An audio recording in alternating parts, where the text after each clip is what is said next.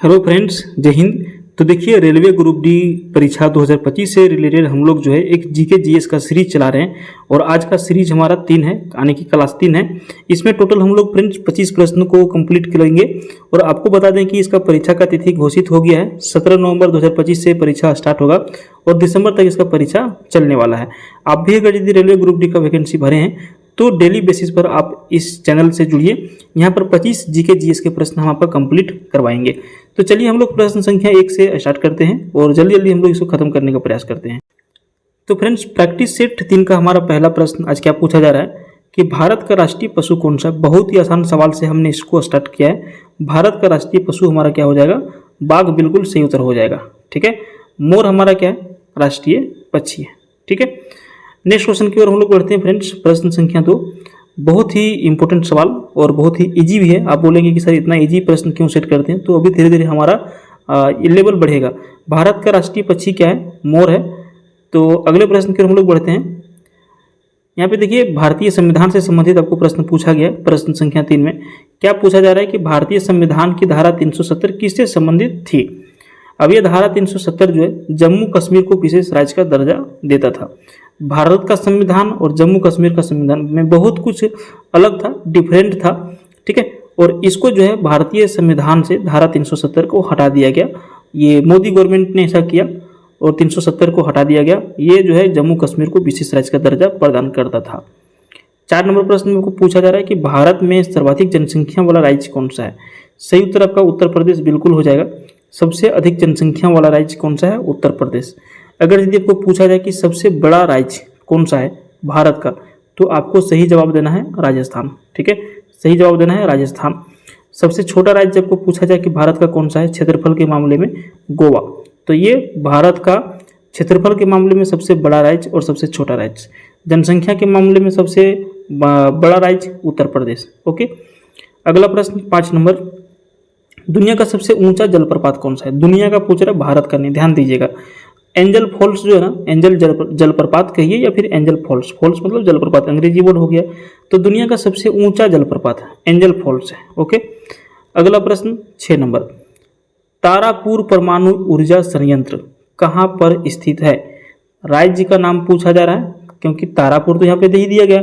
तो तारापुर परमाणु ऊर्जा संयंत्र आपका महाराष्ट्र में है। कहाँ पर? महाराष्ट्र में। महाराष्ट्र में कुछ दिन पहले बहुत बड़ा विवाद हुआ भाषा को लेकर के, इसलिए आपको महाराष्ट्र के बारे में थोड़ा सा जानकारी ले लेना है। जैसे कि यहाँ के मुख्यमंत्री कौन है, राज्यपाल कौन है, कितना क्षेत्रफल है, क्या है, नहीं है। तो इसके बारे में, महाराष्ट्र के बारे में थोड़ा सा जानकारी जरूर से जरूर ले लीजिएगा।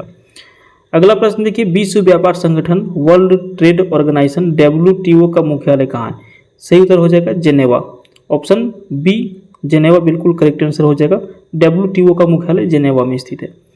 8 नंबर प्रश्न आपको पूछा जा रहा है कि किसे भारतीय अंतरिक्ष कार्यक्रम का जनक कहा जाता है? विक्रम साराभाई बिल्कुल सही उत्तर हो जाएगा। विक्रम साराभाई को भारतीय अंतरिक्ष कार्यक्रम का जनक कहा जाता है। 9 नंबर प्रश्न में आपको पूछा जा रहा है कि पुलित्जर पुरस्कार, ठीक है, पुलित्जर, इसको हिंदी में थोड़ा सा लंबा लिखा गया है। तो देखिए, पुलित्जर पुरस्कार जो है किस क्षेत्र में दिया जाता है? पत्रकारिता में बिल्कुल सही उत्तर हो जाएगा। जो पत्रकारिता के क्षेत्र में अच्छा काम करते हैं उनको पुलित्जर पुरस्कार से सम्मानित किया जाता है। आजकल की पत्रकारिता क्या है उसके ऊपर कुछ बात करने की आवश्यकता है नहीं। प्रश्न संख्या 10 देखिए, हरित क्रांति के जनक कौन है? MS स्वामीनाथन हरित क्रांति के जनक कहा जाता है। ग्रीन रिवॉल्यूशन, पिछला वीडियो में क्लास 2 जो हम लोग पढ़े थे उसको में पूछा गया था कि ग्रीन रिवॉल्यूशन किस क्षेत्र से संबंधित है? तो खाद्यान्न के उत्पादन में। वही प्रश्न यहाँ पर दूसरे तरीके से पूछा गया कि हरित क्रांति के जनक कौन है? MS स्वामीनाथन। इसका मुख्य उद्देश्य क्या था? खेती को 2 गुना 3 गुना कर देना था उसके उपज को। ठीक है, अगला प्रश्न देखिए 11 नंबर, भारत की पहली बुलेट ट्रेन परियोजना किस मार्ग पर चल रही है? तो भारत की पहली, रेलवे का परीक्षा देने जा रहे हैं तो रेलवे से संबंधित आपको आंसर पता होना चाहिए। भारत की पहली बुलेट ट्रेन परियोजना किस मार्ग पर चल रही है? मुंबई अहमदाबाद बिल्कुल करेक्ट आंसर हो जाएगा। बड़े बड़े शहरों को जोड़ा जा रहा है। अगला प्रश्न देखिए, एडिसन वर्ड है, एडिसन का नाम किस आविष्कार से जुड़ा हुआ है? तो बल्ब के क्षेत्र में बहुत ही अहम योगदान रहा एडिसन का। अगला प्रश्न देखिए 13 नंबर प्रश्न पूछा जा रहा है कि विटामिन सी विटामिन सी जैसे आता है तो हम लोगों को थोड़ा सा खट्टापन महसूस होता है। अरे विटामिन सी खट्टा की कमी से कौन सी बीमारी होती है? स्कर्वी रोग हो जाता है विटामिन की कमी से। ओके, अगला प्रश्न देखिए, कौन सी नदी बिहार का शोक के नाम से जाना जाता है? कोसी नदी। बिहार का शोक इसको क्यों कहा जाता है? क्योंकि ये रास्ता बदलने में माहिर है। कभी भी ये अपना रास्ता बदल लेती है, टेढ़े मेढ़े होकर के बहती है, अभी यहाँ से बह रही है घुमा के ऐसे बह जाएगी, तो इसीलिए इसको बिहार का शोक कहा जाता है। बहुत अधिक कटाव होता है इस नदी में। 15 नंबर प्रश्न देखिए, भारत का मंगलयान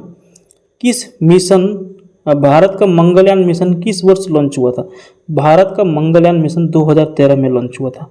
ठीक है, अगला प्रश्न देखिए 16 नंबर, थार मरुस्थल मुख्य रूप से किस राज्य में स्थित है? राजस्थान बिल्कुल सही उत्तर हो जाएगा। आपको पता है राजस्थान एक डिजर्ट एरिया है और थार मरुस्थल का संबंध जो है राजस्थान से है। नेक्स्ट क्वेश्चन है 17 नंबर हमारा, पूछा जा रहा है किसे भारत का लौह पुरुष के नाम से जाना जाता है? वीडियो नंबर आप 1 देखे होंगे, वहाँ पर हमने विस्तार में बताया भारत का लौह पुरुष के बारे में।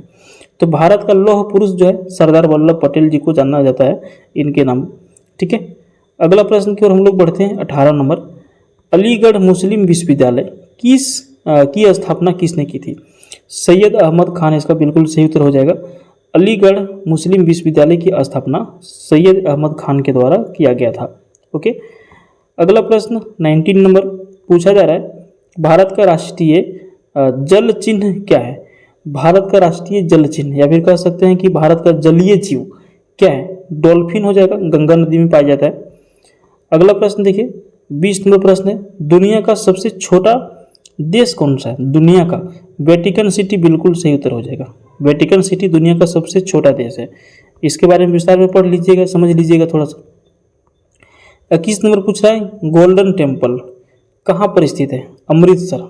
ठीक है, गोल्डन टेम्पल, सिर्फ वर्ड चेंज हुआ है। आपका दिमाग लगा होगा यार गोल्डन टेम्पल पूछ रहा है, गोल्डन टेम्पल कहाँ पर स्थित है? अमृतसर। ठीक है, स्वर्ण मंदिर जिसको हम लोग कहते हैं, क्या कहते हैं? स्वर्ण मंदिर।